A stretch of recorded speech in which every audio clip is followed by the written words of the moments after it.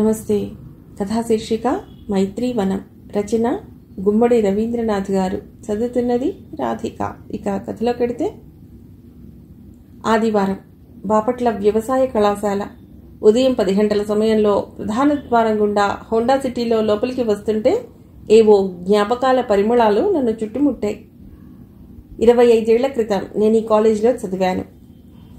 నా భార్య ఆనందితకు, నా కూతురు శోభనకు మా కళాశాల గురించి వివరిస్తూ ఆడిటోరియం దగ్గరకు చేరి ఓ పక్కగా కార్ పార్క్ చేశాను. ఆడిటోరియం దగ్గర చాలా హడావుడిగా ఉంది. ఒకప్పటి కుర్రవాళ్లు ఇప్పటి నడి వయస్కులై ఒకరినొకరు గుర్తుపట్టడానికి కష్టపడుతున్న దృశ్యాలు. ఆడిటోరియంలో వేదిక వెనక 1985 పూర్వ విద్యార్థుల పునః కలయిక అన్న ఫ్లెక్సీ బోర్డు ఉంది. చాలామంది భార్యాపిల్లలతో వచ్చారు. నా కుటుంబ సభ్యుల ముగ్గురం 3 కుర్చీల్లో కూర్చున్నాం. ఆడిటోరియం లోపల వేదిక మీదికి ఒక్కొక్కరే వెళ్లి పరిచయం చేసుకునే కార్యక్రమం ప్రారంభమైంది. తన 45 ఏళ్ల వయస్సు కంటే ఇంకో 10 ఏళ్లు పెద్దవాడిలా కనిపిస్తున్న ఒకరు వేదికనెక్కాడు భార్యాపిల్లలతో. నేను ఆంజనేయుల్ని. ఇండియన్ బ్యాంక్లో చీఫ్ మేనేజర్గా పనిచేస్తున్నాను ఇప్పుడు కర్నూల్లో.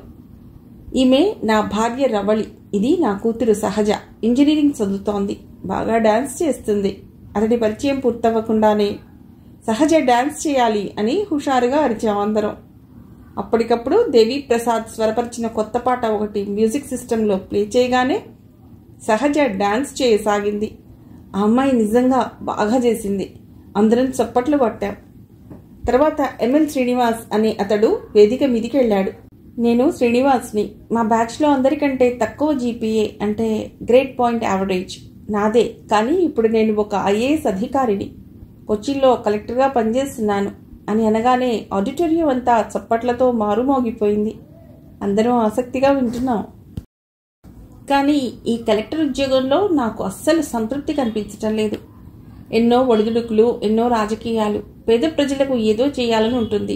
ఏదో ఒక రోజు ఈ ఉద్యోగాన్ని వదిలేస్తాను. పూర్తిగా ప్రజాసేవకే అంకితం అవ్వాలనుకుంటున్నాను అంటుండగానే, అంటే రాజకీయాల్లోకి వస్తావా?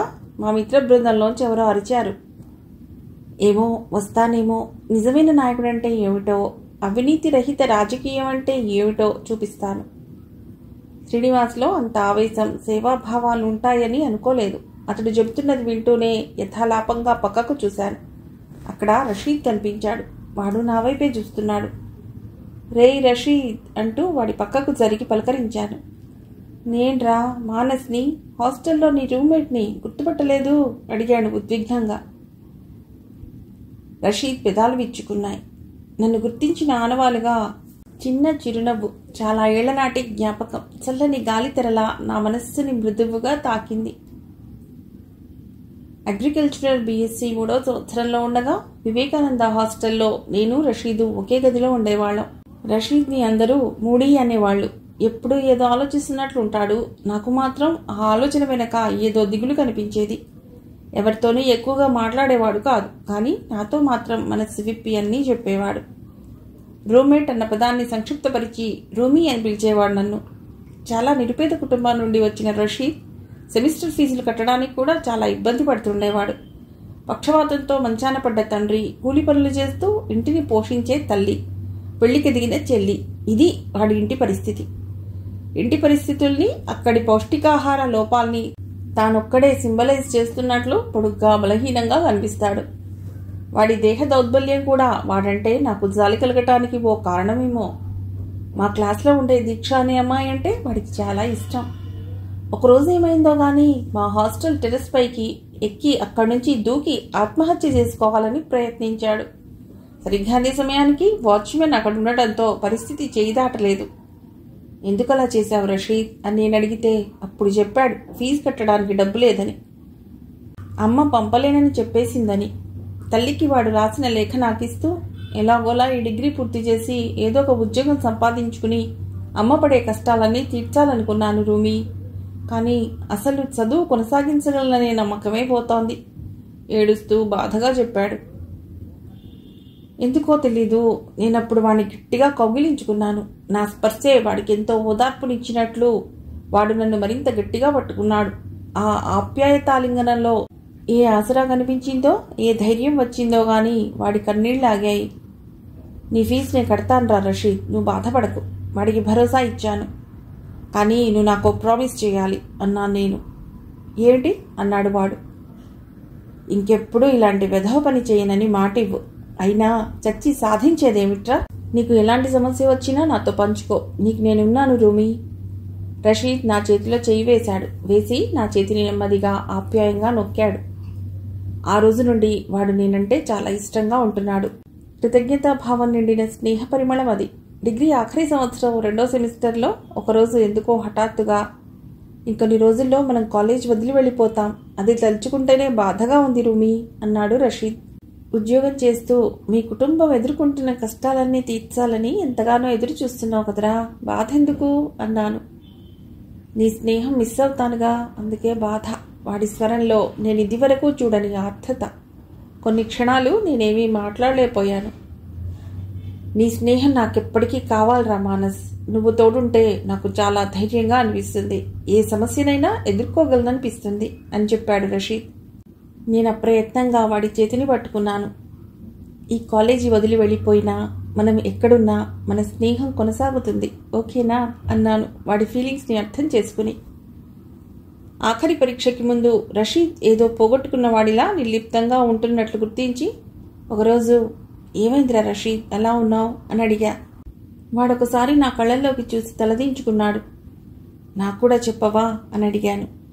దాంతో వాడు పెదవి విప్పాడు. కేవలం నీకు మాటిచ్చానని ఆగిపోయాను, లేకుంటే చనిపోయేవాణ్ణిరా ఈ పాటికి అన్నాడు. నా భ్రుకుటి ముడిపడింది. ఏమైంది రషీద్? నేను తనను ప్రేమిస్తున్న విషయం దీక్షకు చెప్పేశాను, కానీ తను బ్లంట్గా తిరస్కరించింది. ప్రతి దానికి చావే సమాధానం అనుకున్న వాడి ఆలోచన ధోరణికి చాలా కోపం వచ్చింది. ప్రేమకు రిలీజియన్ కమ్యూనిటీ అడ్డముట్ట. వాడికేదో చెప్తుంటే విస్మయంతో వింటున్నాను. నన్ను తిరస్కరించడానికి కారణం అది అని తెలిసాక ఆమె మొహం మీద యాసిడ్ పోసేయాలన్నంత కోపం వచ్చింది. ఆవేశంగా చెప్తున్నాడు. హతాశుడయ్యాను.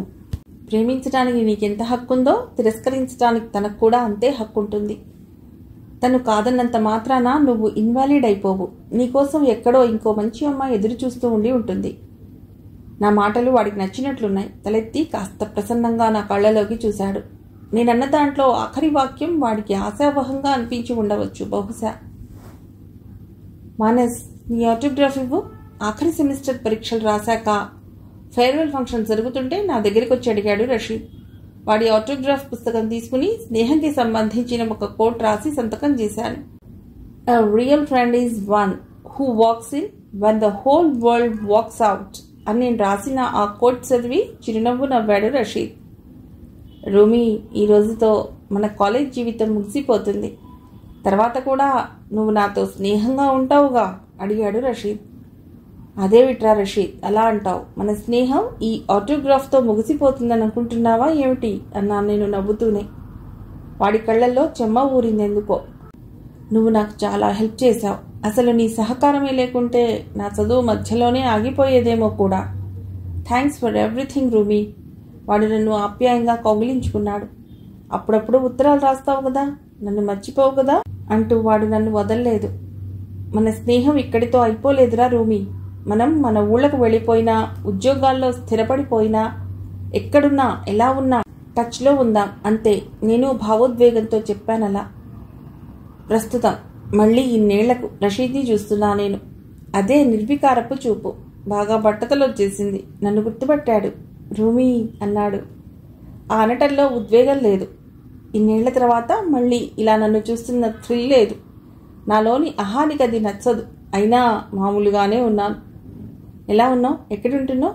ఏం చేస్తున్నావు ఇప్పుడు? నీ భార్య పిల్లలు ఎక్కడా అంటూ ప్రశ్నల వర్షం కురిపించేశాను నేను. హైదరాబాద్లో చెప్పాడు రషీద్. ఏం చేస్తున్నావు? ఏదైనా బ్యాంక్లోనా అడిగాను. ఒక క్యాబ్ నడుపుకుంటున్నాను. జాబ్ ఏం లేదు, సెల్ఫ్ ఎంప్లాయ్మెంట్ చెప్పాడు. ప్రొఫెషనల్ డిగ్రీ చదివి కూడా క్యాబ్ నడుపుకోవటం అన్నది అవమానంగా భావించలేదు వాడు. ఏదో ఒక ఉద్యోగం సంపాదించుకుని అమ్మపడే కష్టాలన్నీ తీర్చాలనుకున్నాను రూమీ. ఆ రోజు వాడు కాలేజ్లో అన్నమాట గుర్తొచ్చింది నాకు. వేదిక మీద స్వపరిచయ కార్యక్రమం కొనసాగుతోంది. కె రామకృష్ణ అనే అతడు వేదిక మీద తన గురించి చెప్తున్నాడు.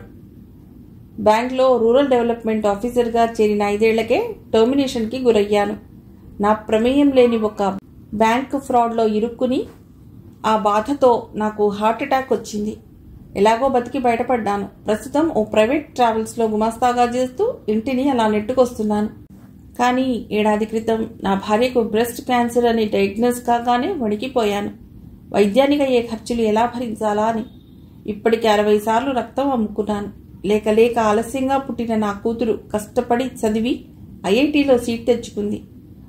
కానీ అక్కడ జాయిన్ చేసేందుకు అయ్యే ఫీజులు చెల్లించలేని అసక్తతతో ఏం చేయాలో పాలుపోని స్థితిలో ఉన్నాను ఇప్పుడు. గొంతు గద్గదపోవకుండా ఉండటానికి చాలా కష్టపడుతున్నాడు రామకృష్ణ. ఆ క్షణంలో ఎందుకో గాని మేమందరం ఒక్కటి అనే ఫీలింగ్ కలిగింది నాలో. అప్రయత్నంగా లేచి నిల్చున్నాను. మనమందరం తలుచుకుంటే రామకృష్ణ ఆర్థిక సమస్య కొంతలో కొంతైనా తీర్చడం పెద్ద కష్టం కాదు. నా వంతుగా 10,000 రూపాయలు ఇస్తున్నాను అనగానే అందరూ స్పందించారు. 5 నిమిషాల్లో అక్కడ 82,000 పోగయింది. ఆ డబ్బు రామకృష్ణకు అందజేసి వచ్చి నా సీట్లో కూర్చున్నాను. రషీద్ అప్పుడు నిశ్చలంగా నా కళ్ళలోకి చూస్తూ, మన స్నేహం ఇక్కడితో అయిపోలేదురా రూమి, మనం ఎక్కడున్నా ఎలా ఉన్నా టచ్లో ఉందాం అన్నావు. కానీ ఎందుకు నన్ను నిర్లక్ష్యం చేశావు?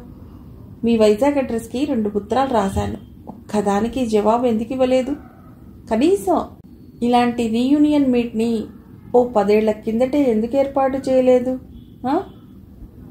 ఒక్కసారిగా వాడలా అడిగేసరికి నిరత్తరుడనయ్యాను. రషీద్ ప్రశ్నిస్తున్న తీరులో ఏదో చిత్రమైన బాధ, ఏదో తీరని వ్యధ నాకు కనిపిస్తున్నాయి. వాడికి ఏమని సమాధానం చెప్పాలో కూడా తెలియలేదు. చెప్పు, నా లెటర్స్కి ఎందుకు జవాబు ఇవ్వలేదు? నిలదీస్తున్నట్లు అడిగాడు మళ్ళీ.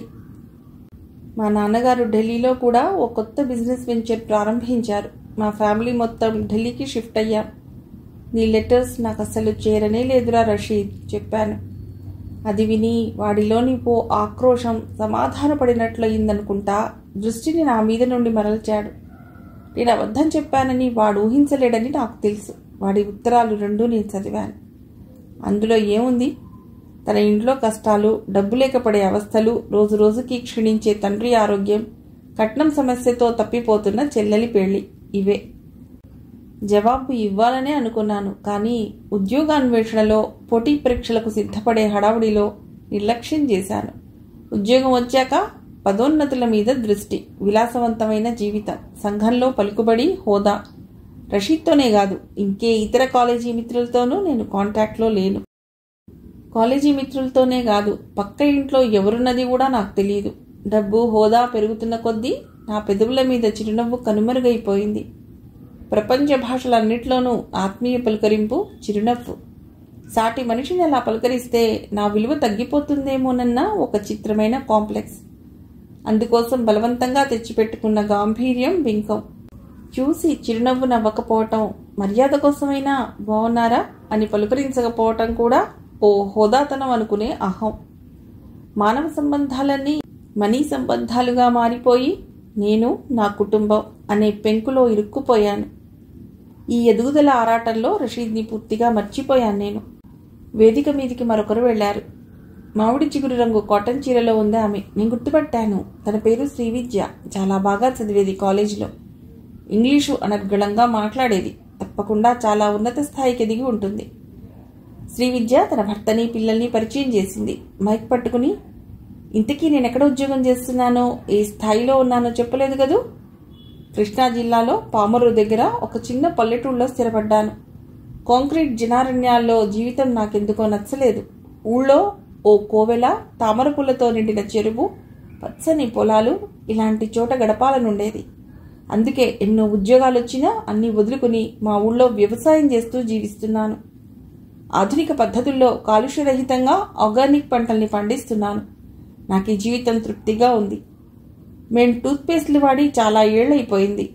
ఇంటి పెరట్లోని వేప పుల్లలే మా టూత్ బ్రష్లు. ప్లాస్టిక్ కవర్లలోని పాలని తాగం మేము. గేదె పొదుగు నుండి నేరుగా పొయ్యి మీదికి వెళ్లే పాలే. వాకిట్లో మంచాలేసుకుని వేసవి రాత్రులు వెన్నెల్లో పడుకోవటం, వెదురు పొదల్లో పిచ్చుకల గుంపుల్ని చూడటం, చెరువులో బుడుంగు బుడుంగుమని మునిగే చిన్నపిల్లల ఆనందాన్ని చూడటం, పలుచగా పెంకుల్లా ఉండే రాళ్లను ఏటవాలుగా చెరువు ఉపరితలం మీదకు విసిరి పిల్ల మొగ్గలు వేయించటం లాంటి ఆనందాల్ని మిస్ చేసుకోదలుచుకోలేదు. మనం దూరమైపోతున్న పల్లెలు మన కోసం ఎదురు చూస్తున్నాయి. అక్కడి మట్టి వాసన, అక్కడి ఇళ్ల ముందరి మందార పూలు, చెరువుగట్లు, వరికంకుల్ని పొడుచుకు తినే పిచ్చుకలు, ఈ అందాల్ని ఆస్వాదిస్తుంటే జీవితం రుచిగా మారిపోతున్నట్లు అనిపిస్తుంది. శ్రీవిద్య పరిచయం వినగానే నా మనసు చాలా నోస్టాల్జిక్గా అయిపోయింది. ఏవేవో చిన్ననాటి జ్ఞాపకాలతో ఓ క్షణం నా మనసు తడిసింది. ఆ తర్వాత వంతు నాది. నేను నా కుటుంబ సభ్యులతో వేదికనెక్కా. జీవితంలో నేనెంత ఎదిగానో చెప్పాలన్న తాపత్రయంతో ల్యాప్టాప్లో నేను కట్టుకున్న 3.5 కోట్ల విలువ చేసే ఇల్లు చూపించా. ఇది మా స్విమ్మింగ్ పూల్, హీటెడ్. ఇది నా car, Benz latest model. Honda city కూడా ఉంది. మిగతా అందరికంటే నేను ఎంత గొప్పవాణ్ణయ్యానో తెలియజేస్తూ ఒక్కో బొమ్మ కంప్యూటర్లో ప్రదర్శిస్తుంటే ఆశ్చర్యంతో చూస్తుండిపోయారంతా. పరిచయం ముగించి వేదిక దిగి కిందికి వస్తుంటే ఎవ్వరూ చప్పట్లు కొట్టలేదు. ఎందుకో గాని శ్రీవిద్య గురించి విన్నాక నా పరిచయం నాకే చప్పగా తోచింది. తొలకరప్పటి మట్టి పరిమళం ముందు నా డబ్బు వాసన వెలవెలబోయిందో ఏమో.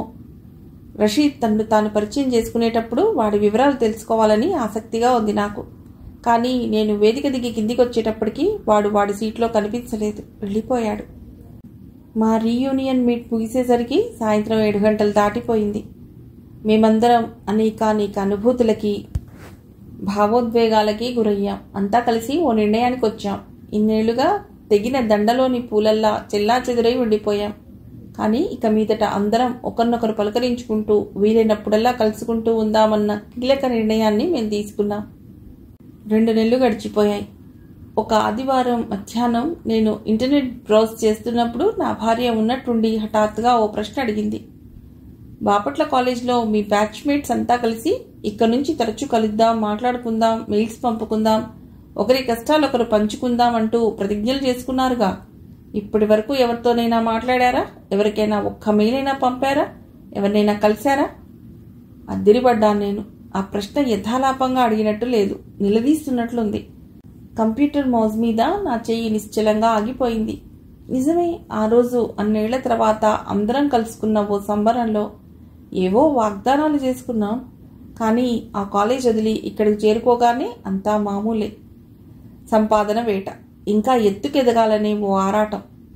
అప్పుడు ఆనందిత మళ్ళీ అంది, పిచ్చుకలు, కొన్ని ఇతర ప్రాణులు అంతరించిపోతున్నాయనుకుంటున్నాం మనం. కానీ మీరు గమనించారా?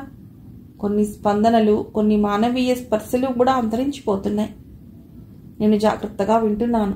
ఆనందిత నా మనస్సుకేదో చెప్పాలని ప్రయత్నిస్తోంది. చెప్పనివ్వాలి. అసలు ప్రతి ఎదుటి మనిషిలో మిత్రుణ్ణి చూడగలిగాలట. కానీ మనం ఒకప్పుడు కలిసి చదువుకున్న మిత్రులనే మర్చిపోతున్నాం. ఒక సంతోషాన్ని ఒక స్నేహితుడితో పంచుకున్నప్పుడు ఆ సంతోషం 10ంతలు అవుతుంది. ఒక దుఃఖాన్ని పంచుకున్నప్పుడు అది చిరునామా కూడా దొరకకుండా పోతుంది. కానీ ఎవరిని పట్టించుకోకపోవటమే వ్యక్తిగత స్వేచ్ఛనో సంస్కారమనో అనుకుంటాం మనం. దాన్నే నాగరికత అనుకుంటాం. రాని కష్టాలు రాని, కన్నీళ్లు రాలని, వాటిని పంచుకునేవాడు, తుడిచేవాడు మనకున్నాడు అన్న భావం ఎంత అపురూపమైనది. అలాంటి అండ, తోడ్పాటు, ధీమా అందించే మిత్రుణ్ణి ఒక్కరిలో కాదు, లోకంలోని ప్రతి మనిషిలో మనం కనుగొనగలిగితే, వెలికి తీయగలిగితే. కాలేజ్లో మా పూర్వ విద్యార్థుల కలయిక నా మీద ఎలాంటి ప్రభావం చూపిందో గానీ ఆనందిత మీద చాలా గొప్ప ప్రభావమే చూపిందనుకుంటా. ఆమె మాటలు మాత్రం నన్ను ఆలోచింపజేస్తున్నాయి. జీవితంలో ఉన్నత శిఖరాలను అధిరోహిస్తూ అన్నీ పొందాలనుకుంటున్న నాకు మొదటిసారిగా ఏదో కోల్పోతున్నానన్న భావన కలగటం మొదలైంది. ఆ రోజు రాత్రి టీవీలో వార్తలు వస్తుంటే చూస్తున్నాను. దృష్టి టీవీ తెరపై ఉన్న ఆలోచనలు మాత్రం మధ్యాహ్నం ఆనందిత చెప్పిన మాటల మీదే ఉన్నాయి. మన కష్టాలను, కన్నీళ్లను పంచుకునేవాడు, తుడిచేవాడు మనకున్నాడు అన్న భావం ఎంత అపురూపమైనది. అలాంటి ధీమా అందించే మిత్రుణ్ణి ఒక్కరిలో కాదు, లోకంలోని ప్రతి మనిషిలో మనం కనుగొనగలిగితే, వెలికి తీయగలిగితే. ఆనందిత చెప్పింది నిజమే. కానీ ఎదుటి వ్యక్తిలో మనం మిత్రుడిని కనుగొనాలంటే ముందు మనలోని మిత్రుడిని వెలికి తీయాలి. మనం ముందు మంచి మిత్రుడిగా మారాలి. లోకంలో అందరికీ కాకున్నా ఏ ఒక్కరికైనా నేనలా మిత్రుడినయ్యానా? అణు ఒప్పందంపై ప్రధాని సంతకం. పర్యావరణ పరిరక్షణకై ఓ యువతి అసమాన దీక్ష. తుది మెరుగులు దిద్దుకుంటున్న తెలంగాణపై శ్రీకృష్ణ కమిటీ సమర్పించుకున్న నివేదిక. పోలీసు కాల్పుల్లో తీవ్రవాది హత. టీవీ వార్తలేవీ నా బుర్రలోకి ఇంకడం లేదు. మనిషికి మనిషికి మధ్య పెరుగుతున్న ఈ దూరం గురించిన ఆలోచనలు, అహం ఆధిక్యతా భావాల ముసుగులో కనుమరుగవుతున్న మానవ సంబంధాల ఆలోచనలు, ఎవరిని పట్టించుకోకుండా ఎవరితోనూ సంబంధాలు లేకుండా బతకడమే స్టేటస్ అనుకుంటూ మనిషికి మనిషికి మధ్య పేర్చేసుకుంటున్న ఈ గోడలు కూలేదెలా? ఆ గోడల్ని వంతెనలుగా మార్చేదెలా?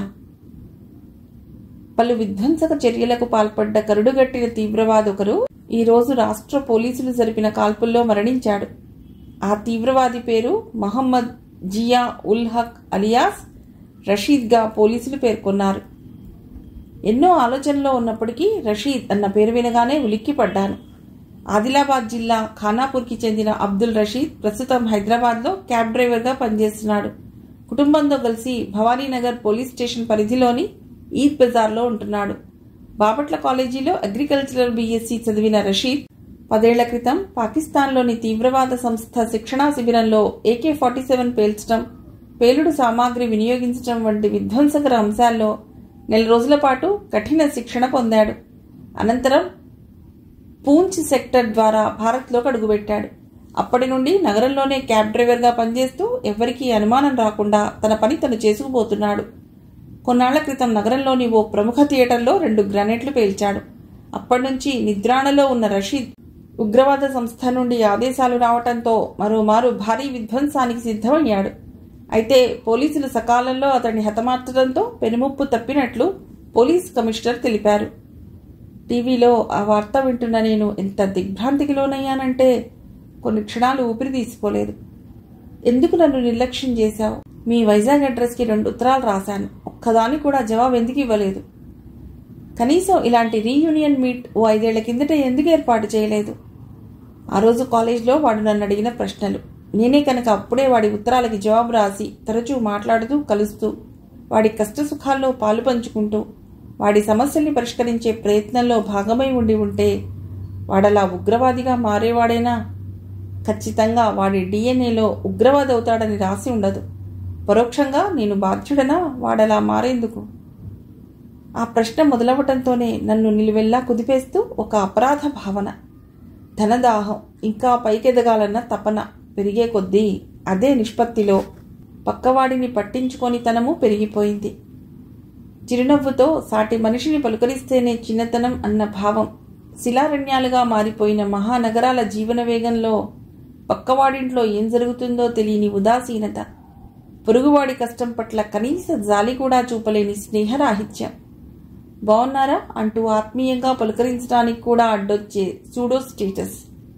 నాలోని ఇలాంటి వైఖరి వల్లే రషీద్ అలా మారిపోయాడేమో అన్న ఆలోచన ముల్లులా నా హృదయాన్ని గుచ్చుతోంది. పోలీసుల తుపాకీ గుళ్లతో కాల్చి చంపబడ్డ రషీద్ శవాన్ని టీవీ తెర మీద చూపిస్తుంటే జలధరించే గుండెలతో అటు చూశాను. ఛాతీపైన, పొట్టలోనూ ముఖంలోనూ తుపాకీ గుళ్ళు చేసిన రంధ్రాల్లోంచి రక్తం కారి గడ్డగట్టుకుని ఉంది. దాని మీద వాలిన ఈగలు. వాడి కళ్ళు మాత్రం తెరుచుకునే ఉన్నాయి. ఈ రోజుతో మన కాలేజ్ జీవితం ముగిసిపోతుంది. తర్వాత కూడా నాతో స్నేహంగా ఉంటావుగా? Thanks for everything roomie. అప్పుడప్పుడు ఉత్తరాలు రాస్తావు కదూ, నన్ను మర్చిపోవు కదూ. కాలేజ్లో ఆ రోజు వాడన్న మాటలవి. పరిస్థితుల ప్రభావానికే లొంగిపోయాడో లేక సబ్వెర్సివ్ ఇండాక్ట్రినేషన్కి గురి కాబడ్డాడో నాకు తెలీదు. కానీ వాడలా మారేందుకు నా నిర్లక్ష్యమూ కారణమేనన్న భావం మనస్సు లోపల ఎక్కడో గుచ్చుతోంది. జీవితంలో మునుపెన్నడూ ఎరగని అంతులేని అపరాధ భావన. వాడు గ్రెనేడ్స్ పేల్చిన సినిమా హాల్లో నేను ఉండి ఉంటే? ఈ ఊహ కూడా నన్నంత భయపెట్టడం లేదు. హృదయాంతరాళాల్లోని గిల్టీ ముందు. నీ స్నేహం నాకెప్పటికీ కావాలరా మానస్. నువ్వు తోడుంటే నాకు చాలా ధైర్యంగా అనిపిస్తుంది. ఏ సమస్యనైనా ఎదుర్కోగలననిపిస్తుంది. కాలేజ్ హాస్టల్లో రషీద్ నాతో అన్న మాటలవి. నా కళ్ళలో సన్నని తడి. టీవీ తెర మీద దృశ్యం మారిపోయింది. నా కళ్ళకు కట్టిన ఒక పొర తొలగిపోయింది. మానవీయ స్పర్శ కోల్పోవటం అన్నది మనిషి జీవితాన్ని ఎలా ప్రభావితం చేయగలదో తెలిసింది. ఈ కాంక్రీట్ అరణ్యాలు, మైత్రీవనాలవ్వాలంటే నేనేం చేయాలో కూడా తెలిసింది. విడిపూలలా దూరమైపోతున్న మనుషుల్ని దగ్గరకు చేర్చి ఒకటిగా కలిపి మానవత్వపు పూలగుచ్ఛంగా మార్చటానికి ఆ పూలన్నింటినీ కలిపి కట్టి ముడివేసే స్నేహం అనే సాటిన్ రిబ్బన్ ఒకటే అవసరం. నేను ఆ రిబ్బన్ అవుతాను. కథ సమాప్తం.